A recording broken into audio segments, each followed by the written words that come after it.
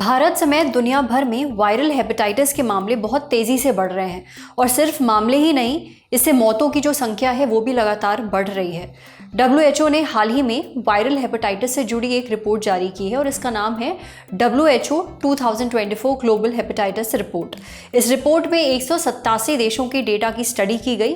तब पता चला कि साल 2022 में वायरल हेपेटाइटिस के कारण हर दिन करीब 3500 लोगों ने अपनी जान गंवाई, यानी साल में करीब 13 लाख लोगों की मौत वायरल हेपेटाइटिस के कारण हुई है। अब WHO के मुताबिक वायरल हेपेटाइटिस इस सदी की सबसे बड़ी स्वास्थ्य चुनौती है। 2030 तक इससे पार पाना आसान नहीं होगा। इससे मरने वालों की संख्या लगातार बढ़ती जा रही है। एक अनुमान के मुताबिक दुनिया भर में 25 करोड़ से ज़्यादा लोग हेपेटाइटिस बी से ग्रसित हैं। वहीं करीब 5 करोड़ लोगों को हेपेटाइटिस सी है। सिर्फ यही नहीं, हर दिन करीब 6000 लोगों को वायरल हेपेटाइटिस होता है। ये कितना घातक है, इसका अंदाज़ा इस बात से लगाया जा सकता है कि साल 2022 में सबसे ज़्यादा मौतें कोविड-19 से हुई थीं। दूसरे नंबर पर वायरल हेपेटाइटिस और टीबी थे। 187 देशों के डेटा से पता चला कि 2019 में वायरल हेपेटाइटिस से 11 लाख लोग मारे गए थे। ये आंकड़ा 2022 में बढ़कर 13 लाख हो गया।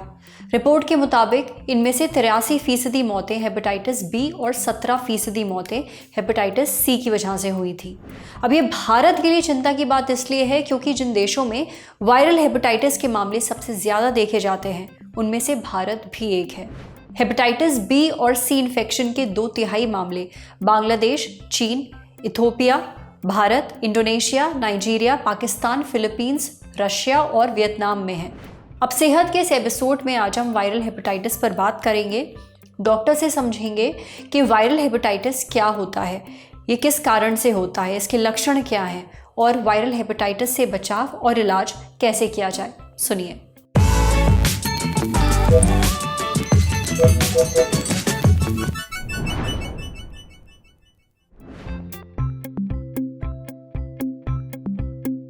हेपेटाइटिस मतलब लिवर में इन्फेक्शन, मतलब लिवर में स्वेलिंग, और इसका कारण जब एक वायरस होता है तो इसको वायरल हेपेटाइटिस बोलते हैं। वायरल हेपेटाइटिस 4 प्रकार का होता है: hepatitis A, hepatitis B, hepatitis C और हेपेटाइटिस ई। ये चारों वायरस ऐसे वायरस हैं जो हमारे ब्लड में जाके फाइनली लिवर में जाते हैं और लिवर में सूजन करते हैं, इन्फेक्शन करते हैं, इन्फ्लेमेशन करते हैं, कुल मिला के लिवर को डैमेज करते हैं। और जब ये लिवर में डैमेज होता है तो कुछ सिम्टम्स आते हैं, कुछ लक्षण आते हैं, जिसके कारण हम फिर ये समझते हैं कि ये वायरल हेपेटाइटिस है। वो सिम्टम क्या है? वो सिम्टम है जॉन्डिस होना, आंखों में पीलापन आना, बुखार आना, शरीर में कमज़ोरी होना, उल्टी, पेट दर्द। मतलब एक ऐसे सिम्टम जो कभी कभी नॉर्मल बुखार में भी होते हैं, लेकिन फ़र्क ये है कि इसमें आँखों पे पीलापन होगा, पेशाब पीला हो जाएगा, भूख बिल्कुल ख़त्म हो जाएगी और उल्टी का मन करेगा। हेपेटाइटिस ए और ई है जिसमें ये लक्षण ज़्यादा पाए जाते हैं। गलत खाने से, गलत पानी से हमारे शरीर में आता है, कंटेमिनेटेड फूड और वाटर से आता है और शरीर में मल्टीप्लाई करता है, जिसमें हफ्ते से 10 दिन, 14 दिन, 2 वीक्स, 3 वीक्स लग सकते हैं, जिससे ये वायरस धीरे धीरे ग्रो करता है, फिर इसके सिम्टम आते हैं। इसके कंपैरिजन में जो हेपेटाइटिस बी और हेपेटाइटिस सी है, इनको क्रॉनिक हेपेटाइटिस बोला जाता है। ये बहुत ज़्यादा सिम्टम नहीं देते हैं, इनको एसिम्प्टोमेटिक बोला जाता है। ये चुपचाप लिवर को डैमेज करते हैं, बिल्कुल इस तरह से जिस तरह से एक दीमक लकड़ी को अंदर से ख़राब करता है, बाहर से शाइन बिल्कुल नॉर्मल रहता है। हेपेटाइटिस बी और सी का कारण है जब कोई कंटेमिनेटेड नीडल या कोई ऐसा सर्जरी, कोई प्रोसीजर हमारी बॉडी में होता है जिसमें ये वायरस बैठा होता है।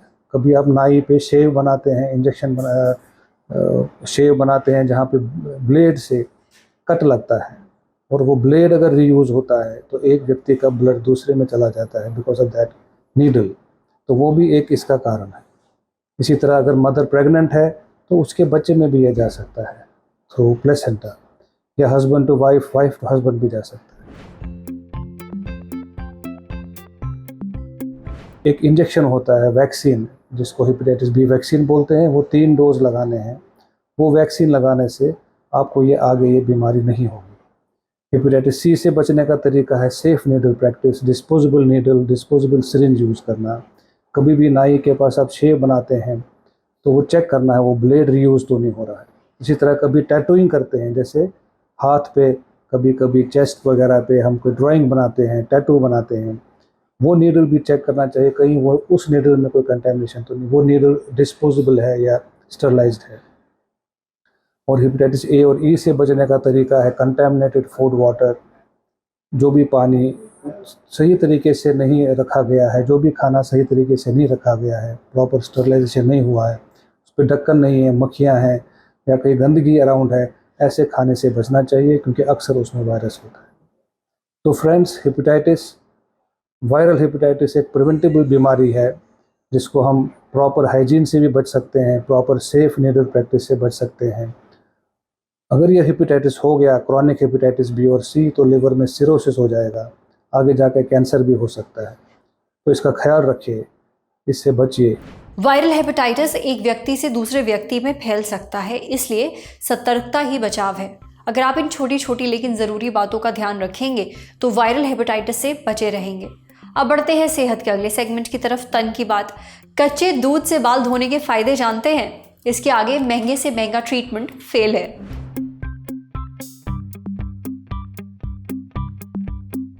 गर्मियों में धूल मिट्टी खूब उड़ती है, प्रदूषण बढ़ जाता है, उस पर सूरज की तेज रोशनी, अब ये सब मिलकर बालों की हालत खराब कर देते हैं, उसे रूखा और बेजान बना देते हैं। बाल दो मुंहे यानी स्प्लिट एंड्स हो जाते हैं, टूटने लगते हैं। ऐसे में बालों को हफ्ते में 2 से 3 बार धोना बहुत ज़रूरी है। आप चाहें तो बालों को पानी के अलावा कच्चे दूध से भी धो सकते हैं।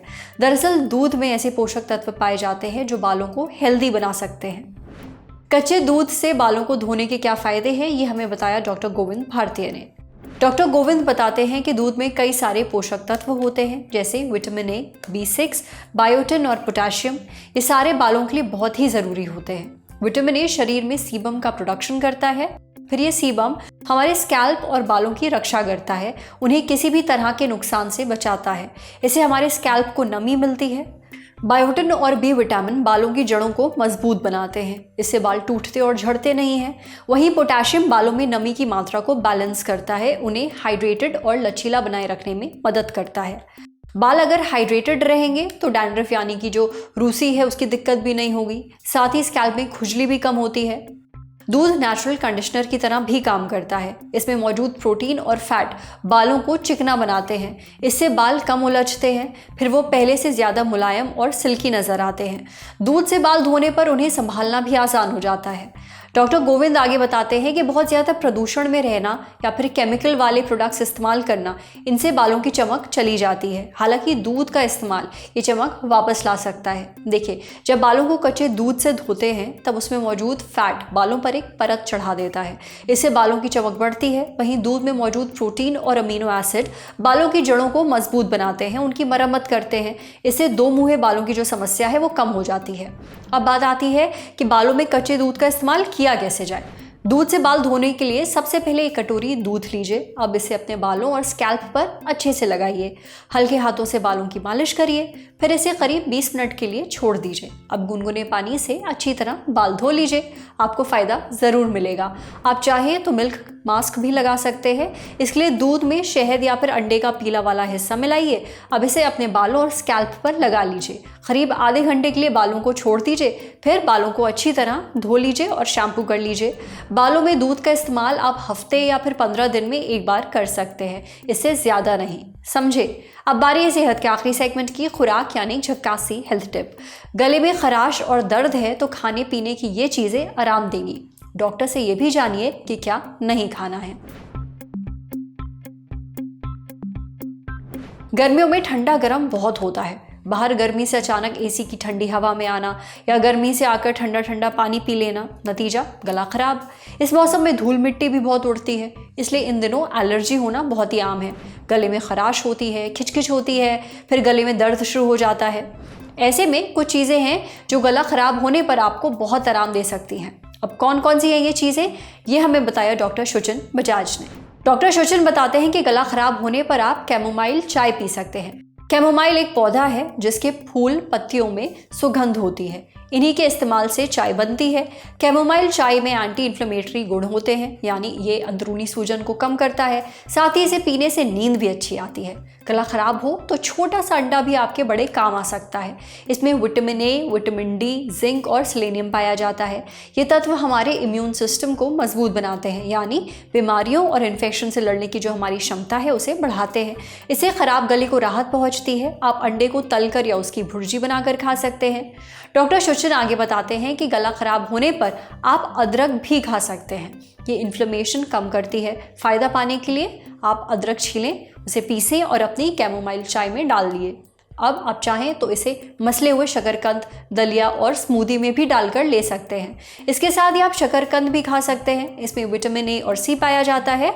दोनों ही हमारी इम्यूनिटी बढ़ाते हैं। पिसा हुआ शकरकंद गले को बहुत आराम पहुंचाता है और गला जल्दी ठीक करने में मदद भी करता है। अगर गला खराब होने के साथ साथ आपको खांसी भी आ रही है तो शहद आपकी मदद कर सकता है। शहद में एंटीऑक्सीडेंट्स, एंटी माइक्रोबियल और एंटी इन्फ्लेमेटरी गुण पाए जाते हैं, यानी इन्फेक्शन वाले बैक्टीरिया से लड़ने के साथ ही गले की सूजन भी कम करता है। इससे खांसी कम होती है और ख़राब गले को आराम मिलता है। आप शहद को एक चम्मच में निकाल कर खा सकते हैं या फिर अपनी चाय, पिसे हुए शकरकंद या फिर स्मूदी में डाल सकते हैं। गला खराब होने पर आप दलिया भी खा सकते हैं। दलिया पचाने में आसान होता है। इसमें पाए जाने वाले एंटीऑक्सीडेंट्स और मैग्नीशियम सूजन को कम करते हैं। दलिया में जिंक भी होता है जो इम्यूनिटी बढ़ाता है और ख़राब गले को जल्दी ठीक करने में मदद करता है। डॉक्टर शुचिन के मुताबिक कुछ ऐसी चीज़ें भी हैं जिन्हें गला खराब होने पर बिल्कुल नहीं खाना चाहिए, वरना दिक्कत बढ़ सकती है। जिन चीज़ों में ज़्यादा एसिड होता है, जैसे कि कोई जूस, सिरका या खट्टे फल, उन्हें ख़राब गला होने पर नहीं लेना चाहिए। कोई कुरकुरी चीज़ भी ना खाइए, जैसे कि टोस्ट या फिर चटपटी चीज़ें, बहुत मसालेदार खाना, इन्हें भी लेने से बचिए। इससे गले की अंदरूनी सूजन और दर्द बढ़ सकता है। खाने से इतर अगर आप नमक वाले गुनगुने पानी से गरारा करेंगे तो भी आपको राहत मिलेगी। आज सेहत पर इतना ही। अगर आप एक डॉक्टर हैं, हमसे कुछ शेयर करना चाहते हैं तो जो ईमेल आईडी इस वक्त आपको अपनी स्क्रीन पर दिख रही है उस पर हमें एक मेल भेज दीजिए। शुक्रिया।